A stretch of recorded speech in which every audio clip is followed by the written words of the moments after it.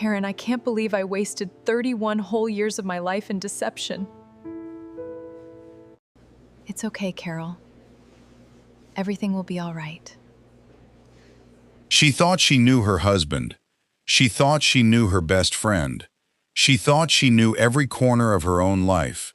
She thought she knew every person in it. But she was wrong about almost everything. And the thing she was most wrong about was not her husband. It was the woman she would have called, without hesitation, the closest friend she had ever had. There is a particular kind of morning that arrives in your life, without announcing itself as anything other than an ordinary morning. The light comes through the kitchen window the same way it always has. The coffee is the same coffee. The table is the same table where you have sat for 31 years, eating breakfast and reading the mail, and watching your children do homework, and having the small daily conversations of a shared life. Everything is exactly where it always is. And you are sitting in the middle of all of it, holding a photograph that is 31 years old, looking at the face of the man you married when you were 25 years old in a small church in Franklin, Tennessee. You are looking at his face, and you are feeling something you did not expect to feel. You are not feeling grief. You are not feeling anger. You are feeling the very still and very specific sensation of looking at someone you have known for 3 decades and realizing, for the first time, that you do not recognize them. Carol Hayes was 56 years old when she filed for divorce. She had been married for 31 years to a man the entire community of Franklin, Tennessee knew and liked and trusted.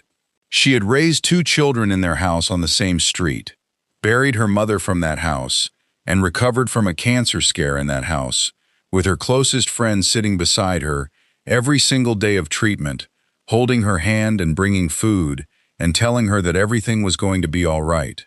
She thought she knew every corner of her own life. She thought she knew every person in it. She was wrong about almost everything. And the thing she was most wrong about was not her husband. It was the woman she would have called, without hesitation, the closest friend she had ever had. The woman who sat beside her through the cancer. The woman who knew. The woman who had known for 7 years and who had smiled, without wavering, across a dinner table at Carol's birthday toast, and raised her glass, and said thank you. Before we go any further, let us know in the comments where you are watching from. We would love to hear from you, and do not forget to hit that subscribe button so you never miss any of our upcoming videos.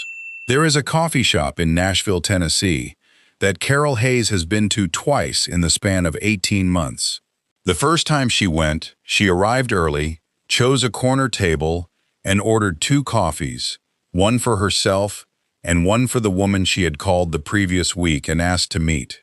When the other woman arrived, they sat across from each other, with the 2 cups of coffee between them, and neither of them touched the coffee for the first 15 minutes.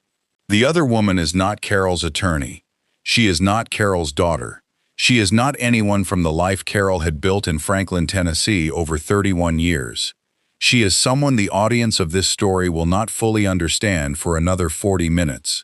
And the conversation they had in that corner table, over 2 rounds of coffee that went cold before anyone thought to drink them, was the conversation that changed the shape of everything Carol thought she knew about what had been done to her, and why, and by whom.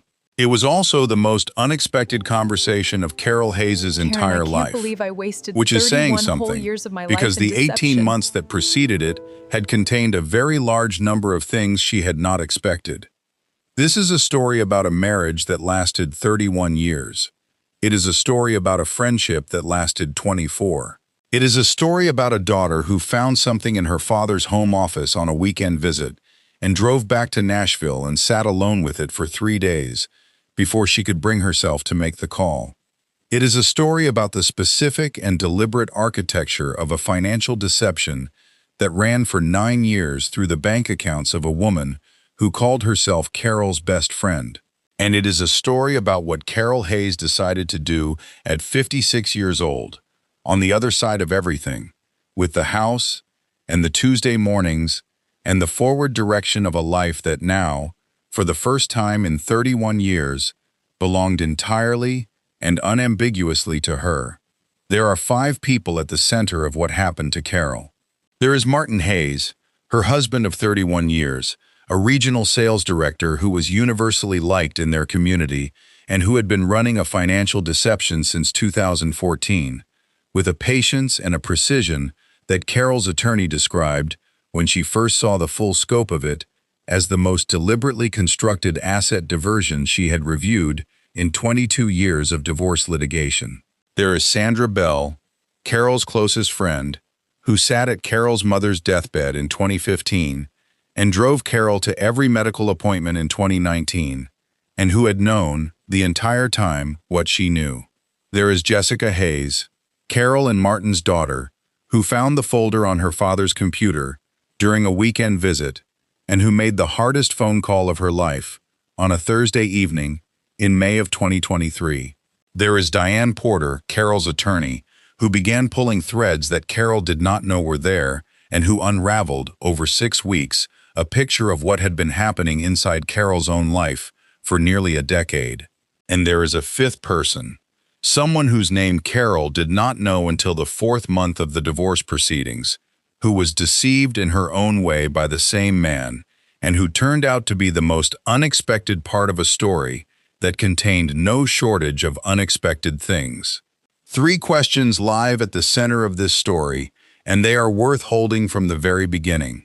How does a man build a 9-year financial deception inside a marriage, using his wife's closest friend as the instrument of it, without either woman knowing what the other knows? What does it cost a woman of 56 to sit across a kitchen table from the truth about 31 years of her own life and decide, rather than collapse under it, to stand up and use it? And who is the woman sitting across from Carol in that Nashville coffee shop, with 2 untouched cups of coffee between them and a conversation that neither of them will ever be entirely finished with? The answers to all 3 of those questions begin not with a courtroom, and not with an attorney's office, and not with any of the dramatic moments that tend to mark the official beginning of a story like this one. They begin with a kitchen table in Franklin, Tennessee, morning light, a coffee cup, and a wedding photograph that is 31 years old, and a woman who is looking at it with the expression of someone who is looking at a stranger. Carol Harmon grew up in Franklin, Tennessee, the younger of 2 daughters of a high school history teacher and a bookkeeper named Ruth, who managed the household finances with the quiet and practical precision of someone who understood early in life that money, properly managed, was the specific difference between having options and not having them. Ruth Harmon kept a ledger. She reconciled it every Sunday evening at the kitchen table, while the girls did their homework beside her. She did not talk about money the way some people talk about it, with anxiety or with secrecy. She treated it as information, as a set of facts about the shape of your life that you were better off understanding clearly than leaving fuzzy at the edges. Carol absorbed this the way she absorbed everything her mother modeled without explaining, not as a lesson, as a way of being. She grew up to be a woman who knew where every dollar was and what it was doing and why, which was a quality that would turn out to matter more in the last decade of her marriage than it had in any of the previous ones. She met Martin Hayes when she was 17 years old, in a high school English class in Franklin, Tennessee, where he sat 2 rows behind her and was funny and confident in the way of boys who have figured out early that charm is a currency and who have decided, with the instinctive intelligence of the naturally charming, to spend it as freely as possible. They dated through high school and into college and got engaged at 23 and married at 25 in a small Methodist church, on a June afternoon with 112 guests and a reception in the church hall where Martin gave a toast that made everyone in the room cry and that Carol would remember word for the rest of her life. She loved him in the total way of someone who has not yet learned to hold part of herself back. She did not consider this a flaw. It was simply the way she was built, the way Ruth had raised her, with the assumption that the people you brought into your life and kept there deserved the whole of what you had to give them. She would spend 31 years giving Martin Hayes the whole of what she had. She would spend 18 months on the other side of it, understanding exactly what he had done with it. Martin Hayes was a charming man.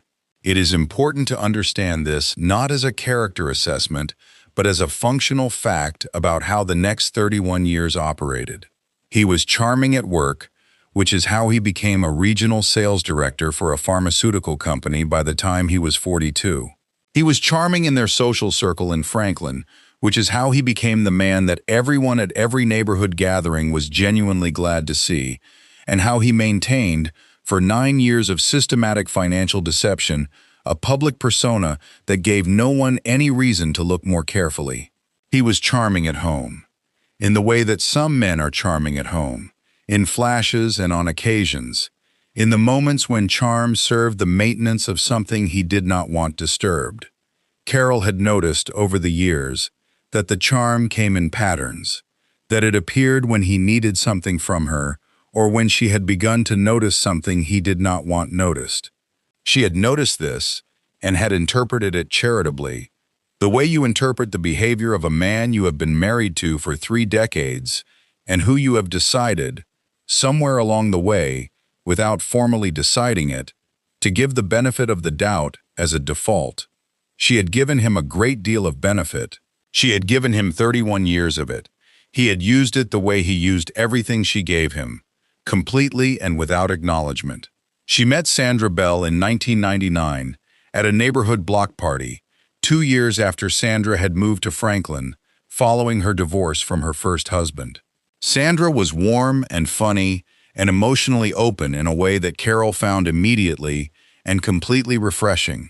Carol was the composed one in every room she entered, the one who managed her feelings before displaying them, the one who held herself together so reliably that people sometimes forgot to ask if she needed holding together herself.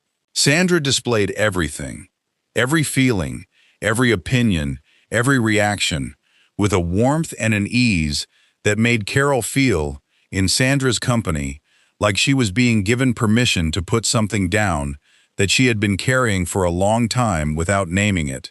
They became close within 6 months of meeting and remained close for 24 years. Coffee every Tuesday morning. Phone calls at 10 at night when something happened that required processing immediately. A trip somewhere together every year, just the two of them, where they talked with the complete and unguarded honesty that Carol believed was the specific definition of what they had. Carol gave Sandra everything she gave Martin, the whole of it, without reservation. The difference was that with Sandra, she believed, until a Thursday evening in May of 2023, that the whole of it had been returned. The marriage worked for many years in the way that marriages built on shared history and community, and children, and the accumulated texture of a life, tend to work. There were hard years, there were easy ones. There was the particular flatness that can settle over a long marriage without either person having done anything dramatically wrong, and that both people learn to navigate around without fully discussing. Carol taught 3rd grade at Franklin Elementary for 22 years, and loved it with the specific love of someone who is exactly suited to the work they have chosen. She retired early in 2012 to care for her mother Ruth, who had developed dementia and came to live with them, and who died in 2015 in the bedroom at the end of the hall, where Carol sat with her every evening reading aloud, because Ruth had always loved being read to, and because Carol was not going to let the last months of her mother's life be quiet ones. Sandra came to the house every day during the final weeks. She brought food, she sat with Carol after Ruth died, and let Carol talk about her mother for as long as Carol needed to talk, which was a long time. And she did not once check her phone or change the subject or redirect toward something more comfortable. Carol thought about this specifically, and often in the months after she found out what Sandra had known and for how long she had known it.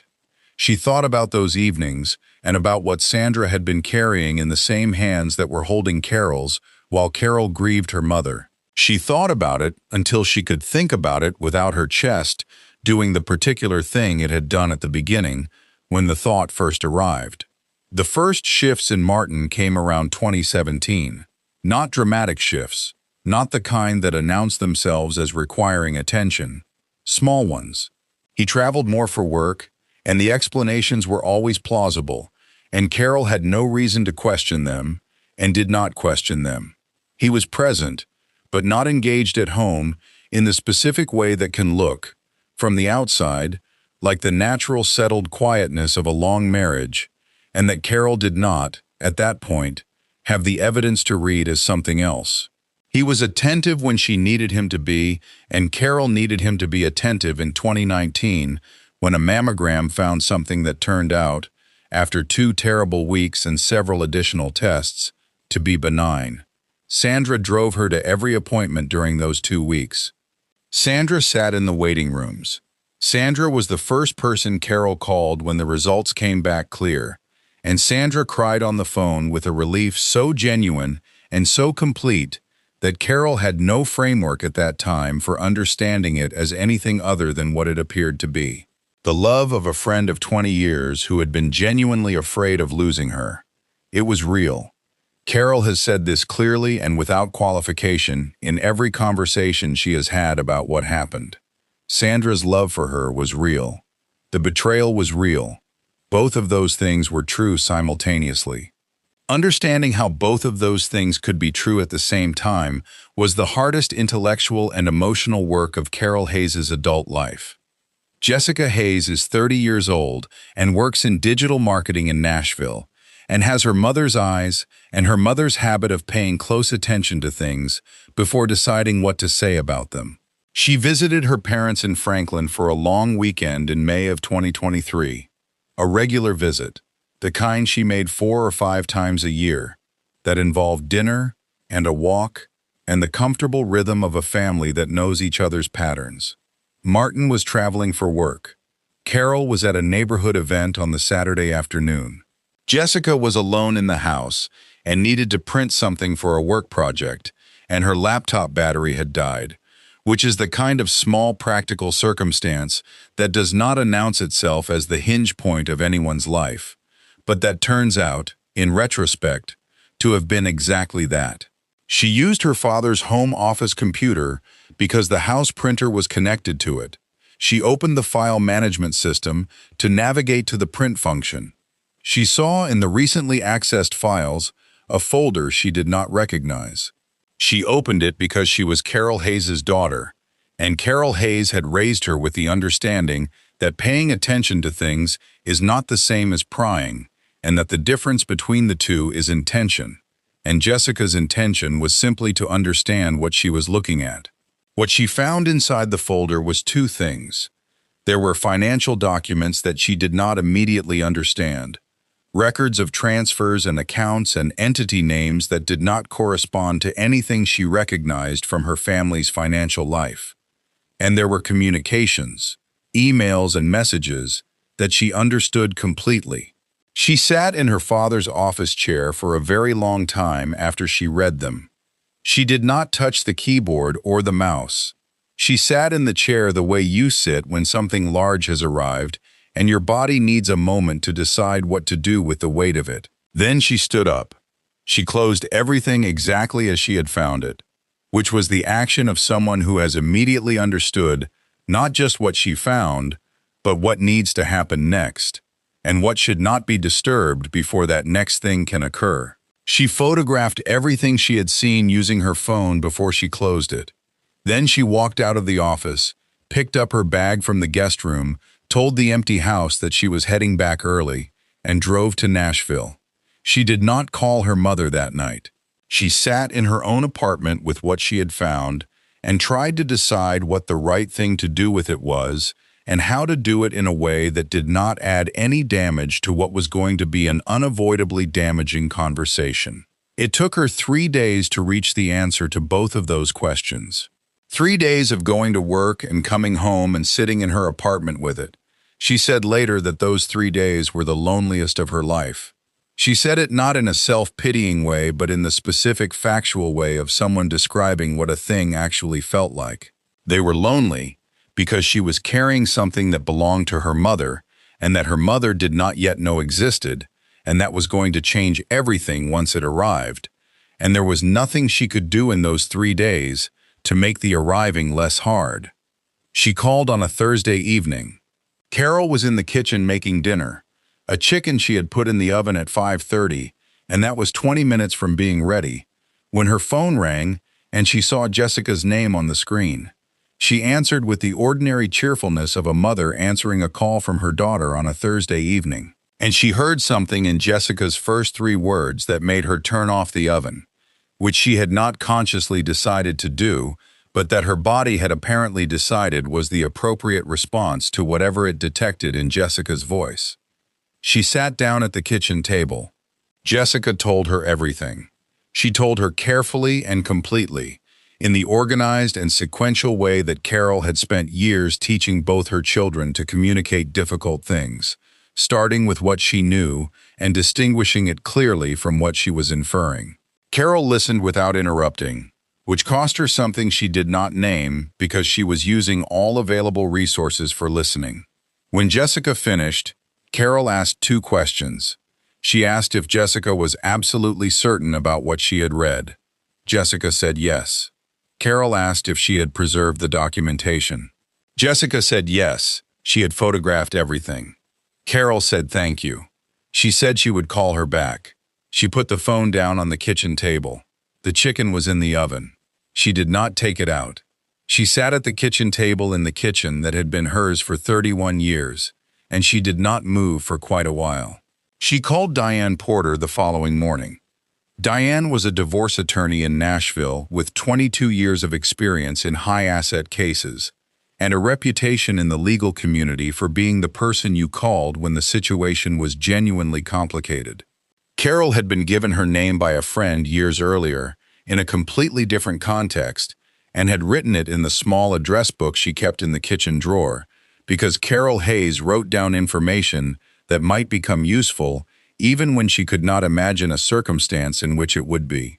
This was perhaps the most Carol Hayes thing she had ever done, and it turned out to be among the most consequential. Diane listened to what Carol described. She asked specific questions. She told Carol what she needed to do in the next 48 hours to preserve the evidence Jessica had gathered and to ensure that nothing Martin could access would be moved or altered before the legal process began. She said she would take the case. Carol said she knew she would. She was not certain of this when she said it. She said it because she had learned, in 56 years of being Carol Hayes, that certainty is sometimes something you declare rather than something you feel, and that the declaring of it has its own particular power. Carol did not confront Martin immediately.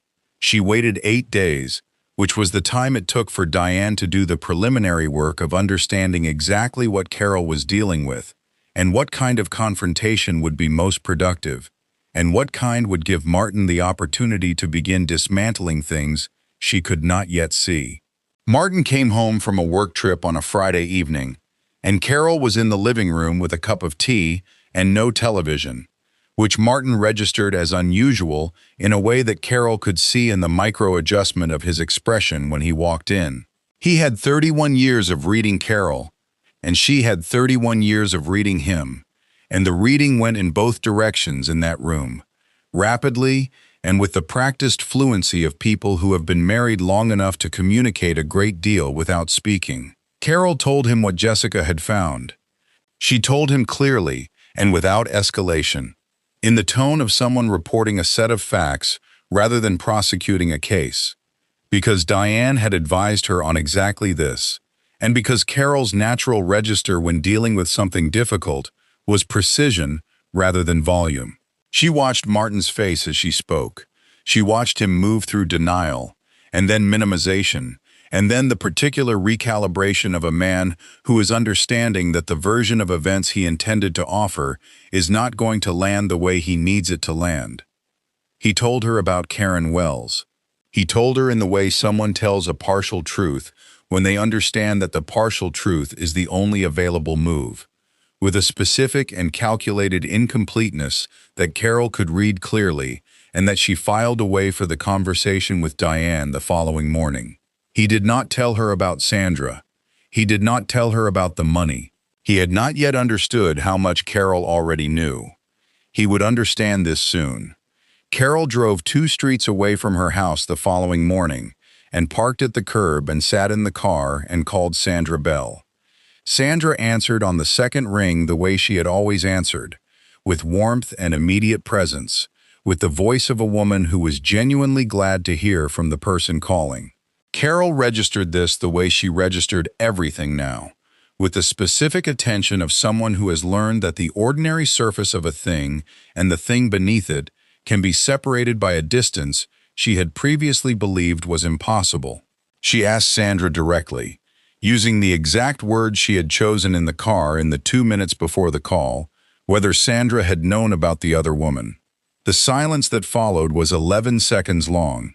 Carol counted them because it was the only thing available to count. And then Sandra said yes. She said she had known for 7 years. She said she was sorry, in the voice of someone who means a thing genuinely, and who also understands that genuine meaning is not the same as sufficient response. Carol said, "Thank you for telling me the truth." She ended the call. She sat in the parked car for 23 minutes. She did not cry. She was not certain why she did not cry, and she did not spend any time wondering about it. She drove back to her house, walked past Martin, went to the bedroom, and began making a list of everything she needed to do next, because Carol Hayes had always been the organized one, and she was not going to stop being the organized one now. Diane Porter spent the first 6 weeks of Carol's case doing what she described to Carol as following money, which sounds simple and is not simple at all when the money has been moved by someone who understood financial systems well enough to move it in ways that were designed to resist exactly this kind of following. Martin Hayes had been a pharmaceutical sales director for 26 years. He understood how financial structures worked. He understood how asset protection worked. He understood, specifically and practically, the difference between hiding something completely and hiding something well enough that finding it requires a level of legal pressure and forensic accounting expertise that most divorce proceedings do not apply. He had constructed something that occupied the space between those 2 points with the patience and precision of someone who had been planning it for a very long time. Diane applied the legal pressure and the forensic expertise.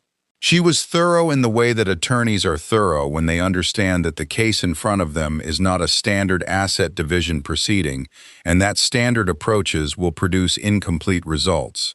She pulled threads that Carol did not know were there, and she pulled them in the order and with the tools that produced the most comprehensive picture. What she found, over those 6 weeks, was the kind of information that requires the person receiving it to ask for a moment before they can continue the conversation. Martin had been moving marital assets since 2014, 9 years. The structure of the movement was not simple. Money had flowed from joint accounts into intermediate accounts and from there into financial entities registered in Martin's name through a formation process that used a business associate of his as the registered agent, creating one additional layer of separation between the entity and Martin's identity in any standard search. The intermediate accounts, which were the critical mechanism of the structure, were not in Martin's name. They were in Sandra Bell's name. Sandra had allowed her personal bank accounts to be used as conduits for the movement of money that belonged to Carol, accepting transfers from Martin and passing them forward into the entities he had established, across a 5-year period, in exchange for payments that Diane identified and documented as compensation for Sandra's participation. The payments were not large individually. Collectively, across 5 years, they amounted to a sum that had made a material difference in Sandra's financial life after her own divorce, had paid for a car and a home renovation and several years of contributions to a retirement account that Sandra would not otherwise have been able to fund. Carol sat in Diane's office and looked at the documents that laid this out in the clean columns of a forensic accounting report, and she thought about the things she knew about Sandra's post-divorce financial situation, and about how Sandra had described, over years of Tuesday morning coffees, the difficulty of rebuilding her financial life after her marriage ended. She had sat at that Tuesday morning table and listened to Sandra describe financial difficulty, and she had felt, listening, The specific empathy of a woman who was watching her closest friend rebuild something hard on her own. She had not known that the rebuilding was being partially funded by Carol's own money. She let that land completely before she allowed herself to think about anything else. The community in Franklin, Tennessee, processed the news of Carol and Martin's divorce with the organic efficiency of a community that has known two people for 31 years and that is now being asked to revise its understanding of everything it observed across that time. Carol did not make a public statement. She did not need to. The information moved in the way that information about people who have been visible in a community for 3 decades always moves, quickly and with a specificity that suggested multiple sources and no central coordination. People she had known for 20 years called to express support in terms that told her they already knew the general shape of what had happened. People she had sat beside at school events and church services and neighborhood dinners greeted her with a warmth that was 1 degree more deliberate than usual, which was the warmth of people who are being careful because they know something difficult is happening and who want to make sure Carol knows they are on her side.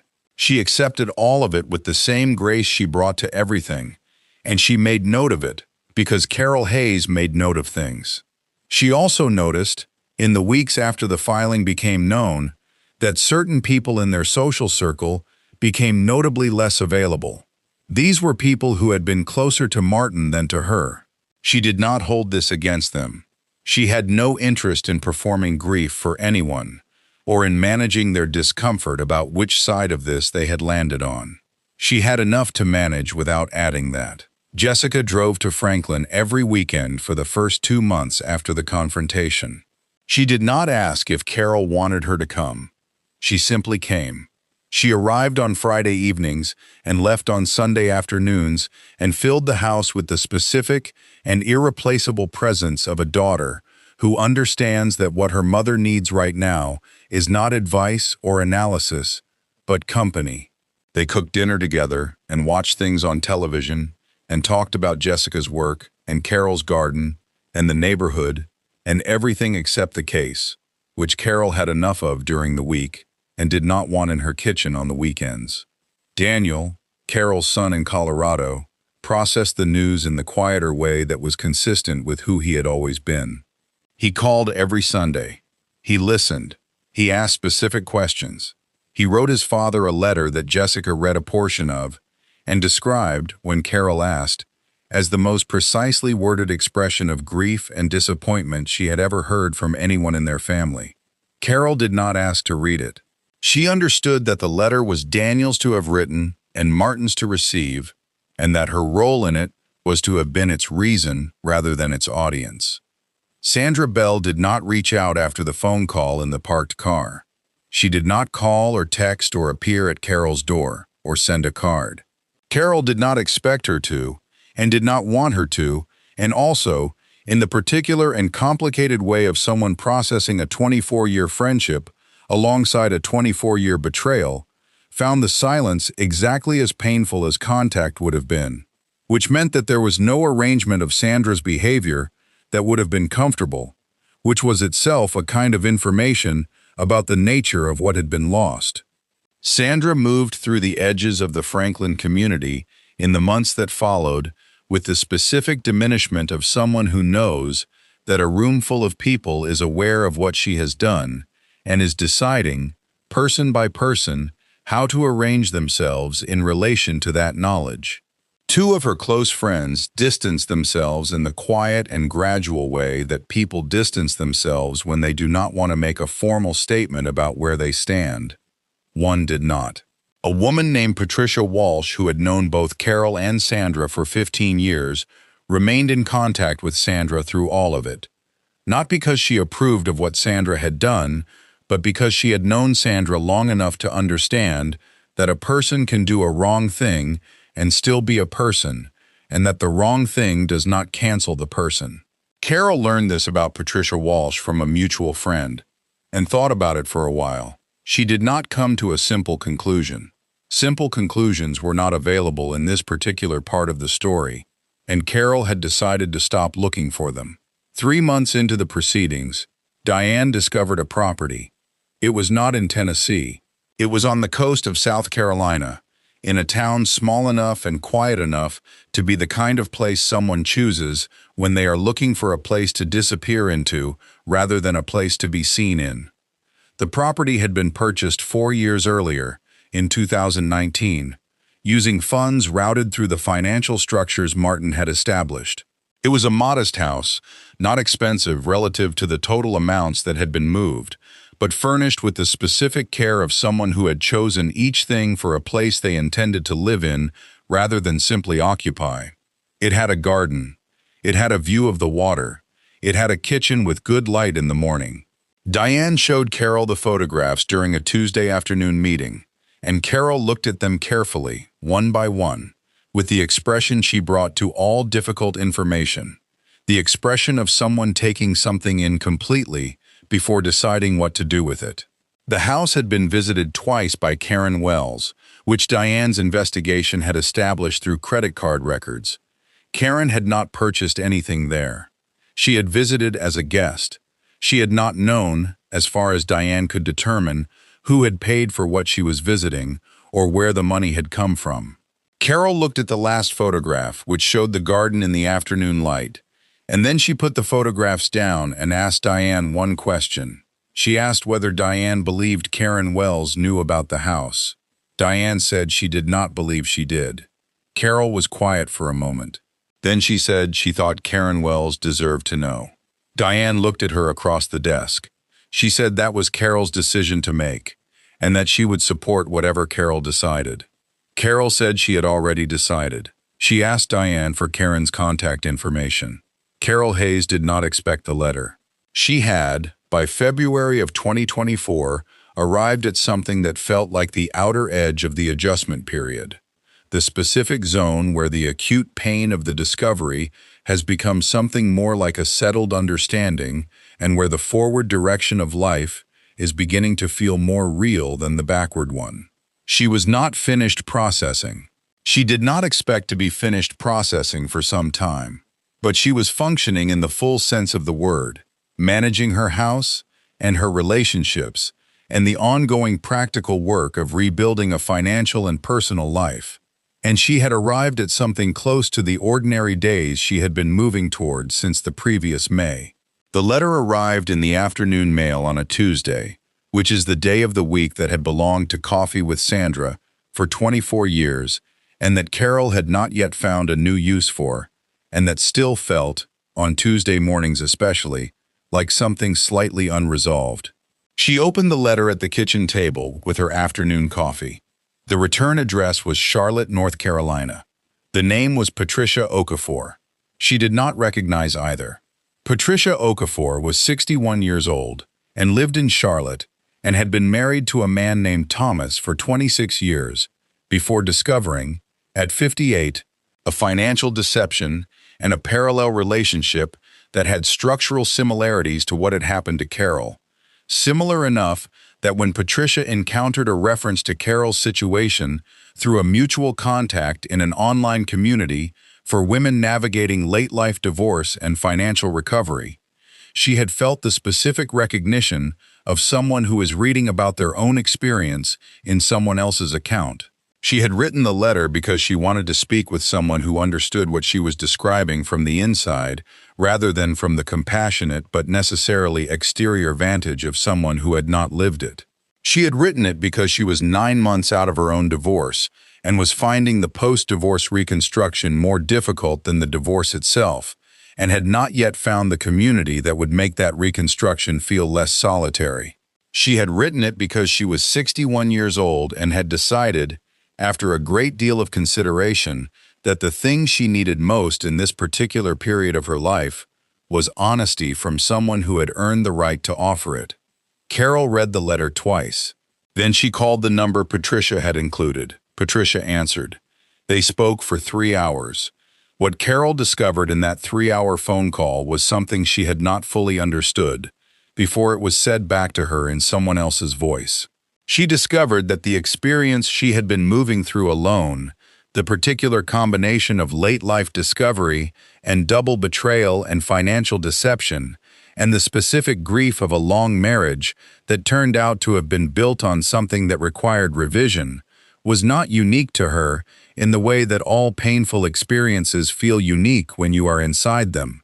It was shared. It was shared by Patricia Okafor in Charlotte, and by other women Patricia had encountered in the online community, and by women that Carol herself had not yet met, who were navigating versions of the same thing in the specific and solitary way that women of their generation had been taught to navigate difficult personal things, privately, without burdening others, without making claims on the attention of communities that had not volunteered to be involved. Carol listened to Patricia describe this dynamic, and she felt, listening, something that she recognized as the particular indignation of a woman who has spent her entire life being the person who showed up for everyone else, and who is now hearing that showing up for yourself and for other women in the same situation is something that needs to be organized if it is going to happen with any reliability. She had spent 31 years being organized. She was not going to stop now. Carol Hayes founded the collective in the spring of 2024. She did not give it a dramatic name. She did not build a website or hire a consultant or develop a formal mission statement. She called it the collective because that was the accurate word for what it was. A collection of women who had been through a specific kind of experience and who were sharing the resources of that experience with each other in a structured and regular way. It began with Carol and Patricia Okafor, and 3 women from the online community where Patricia had first found a reference to Carol's situation. Carol ran the first meeting from her kitchen table in Franklin on a Tuesday morning, which was the time slot that had belonged to Coffee with Sandra for 24 years. She had not chosen that time slot deliberately. She noticed afterward that she had chosen it, and decided, after a moment of consideration, that it was exactly right. Within 6 months, the collective had 23 members. Within a year, it had 42, across 11 states, meeting and rotating small groups on video calls and occasionally in person, and always on a Tuesday morning. Carol facilitated every meeting. She brought to each one the same qualities she had brought to 22 years of teaching 3rd grade: patience, structure, the specific conviction that every person in the room deserved to be heard completely, and that the experience of being heard completely was itself a form of rebuilding. Martin Hayes moved through the year after the settlement, with the specific diminishment of someone whose life has contracted to fit what it actually was, rather than what it had appeared to be. His social circle in Franklin reduced itself with the organic efficiency that communities apply to people who have been found out, not through organized rejection, but through the natural reordering of relationships around a new truth. He had a job and an apartment in Nashville, and a life that was smaller than the one he had built, and that was exactly the size of what he had actually earned. He did not speak to Carol directly after the settlement. He did not speak publicly about what had happened. Carol did not expect either of these things to be different, and was not distressed that they were not. She had said everything she needed to say to Martin Hayes in a living room in Franklin, Tennessee, on a Friday evening in May of 2023, and she had said it with a clarity and a completeness that left nothing undone between them. Sandra Bell left Franklin in the spring of 2024. Carol does not know where Sandra moved to. She has not tried to find out. She has spent a considerable amount of time thinking about Sandra, and she has arrived. Across those months of thinking, not at forgiveness in the formal sense, but at something she describes as a full understanding. She understands that Sandra loved her and betrayed her, and that both of those things were real, and that understanding how both of them were real is something she has done not for Sandra's sake but for her own. Because Carol Hayes does not leave things unresolved, and she was not going to leave this one. Carol returned to the Nashville coffee shop alone in the summer of 2024. She sat at a different table, not the corner table where she had sat with Karen. She ordered one coffee and she sat with it for about 20 minutes before she had to leave for a meeting with a woman from the collective who lived in Nashville and who was 4 months out of her own discovery and who needed, right now, what Carol could give her, which was not advice and not solutions, but the specific presence of someone who had been where she was and had come through it, and who could sit across from her and demonstrate by simply being there that coming through it was possible. Carol drank her coffee at the regular table in the Nashville coffee shop, and then she paid and left and walked to her car and drove to the meeting. She has been to that coffee shop 3 times since. She always orders one coffee. She always sits at a regular table. She is making it ordinary again, one visit at a time. That is what she is working on. Ordinary, claimed back, and made entirely hers. She said it was more than enough. She said it was, in fact, the whole thing. The question Carol Hayes asks at the beginning of every collective meeting has not changed since the first one. She asks, "What would you do if you found out tomorrow that the life you believed you had built is not entirely what you believed it was?" She pauses after she asks it. She gives the room time to sit with the question, and then she asks the second part. She asks, "And what would you do the day after that?" She asks this because the first question is the one that happened to all of them. The second question is the one that is theirs to answer. Carol answered it at 56 years old, with a house in Franklin and a Tuesday morning and a coffee shop in Nashville, where she orders one cup and makes ordinary the places that held the hardest things. She answered it with 42 women across 11 states, and a phone call from Patricia Okafor in Charlotte that arrived on a Tuesday afternoon in February, and that was the most unexpected gift of a year that had contained a great many unexpected things. She answered it the way she answered everything, completely, and without leaving any part of it unfinished. She is 57 years old. She is not finished.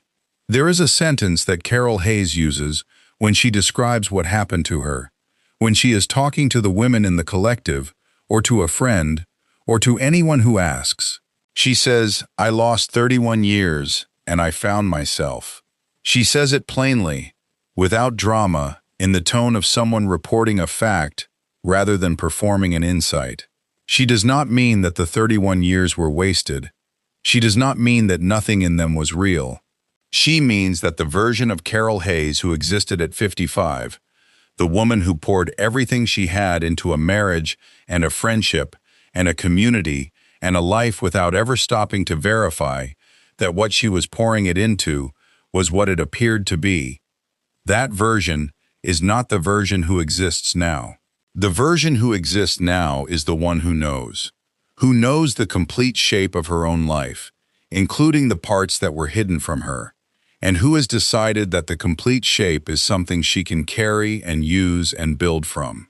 That decision, made at 56 at a kitchen table in Franklin, Tennessee, with a 31-year-old wedding photograph in her hands, is the center of this story.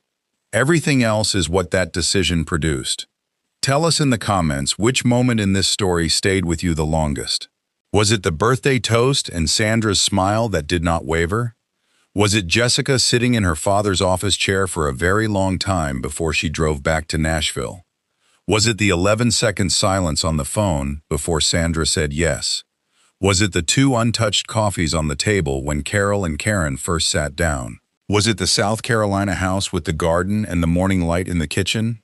Was it the letter from Patricia Okafor that arrived on a Tuesday afternoon? Or was it the question Carol asks at the beginning of every collective meeting? The second question, the one that is theirs to answer. Leave your answer below. We read everything this community shares, and we want to hear yours. And if Carol's story spoke to something you have been carrying, or to someone you know who is carrying something like it, please share this video with her. That is what Carol built the collective for. That is what Untold Deception makes these stories for. Not for the people who already have the full picture, but for the ones who are still working toward it, and who need to know that working toward it is possible, and that the day after is something a woman of 56 can build into something worth having. Next week on Untold Deception, we are bringing you the story that started this channel's most talked about year. The story of a little girl in a white dress who sat in a federal courtroom gallery for 22 days with a tablet in her bag, and who stood up on the 22nd day and said 6 words that brought her mother home. If you have not seen it, it is waiting for you. If you have already seen it, you know why we are mentioning it here. Subscribe to Untold Deception. Turn on your notifications. The stories that never made the front page are always the ones worth staying for.